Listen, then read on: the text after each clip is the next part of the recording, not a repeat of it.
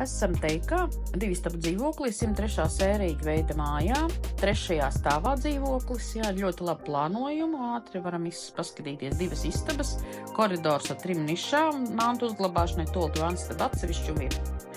Tātad koridors, jaunas metāliskās durvis, pilnīgi jauna visa instalācija, sienas, grīdas, siltinātas, virtuvē.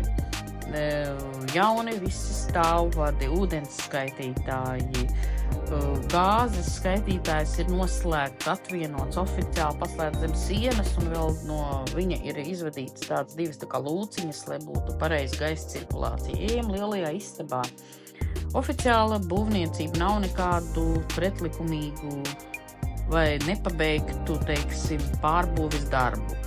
Jauni radiatori, logi, ļoti silts ziemā, kad ienācām, man prasījās logus atvērt vaļā, tagad gan ir mums siltais februāris, bet es taisītu abas logus vaļā. Ejam uz toleti, vannas istaba toletē, kā redzams, ir arī viss jauns, tolets pots, redzams stāvvadi, visi siltināti un stāvvads, starp citu, mainīt visā mājā. Jauni skaitītāji, kā jau teicu, vannas istabā, dušas telpā, tā pareizāk ir. Jauna duša ielikta, jaucēju krāns, pilnīgi viss. Grīda un izlietne, radiatori.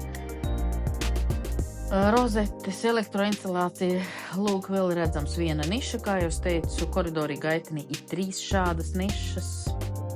Ejam guļamistabā vai otrā istabā, abas istabas ir atsevišķi, nav caurstaigājums. Īpašnieks ir izdomājis interesantu, pielietojis šādu sienas tapešu, teiksim, tapeti, jā. Izvilkti šeit bija tapetēm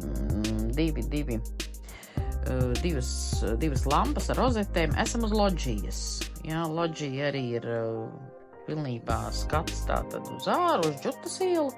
Rodžetē iepirknēts dēļu klājums ar 3 vietās, ka var pacelt dēļus un tur kaut ko ietek, var salabot. Augšu arī visa nepila, skaisti sataisīts un skats uz Džutas ielu vēlreiz.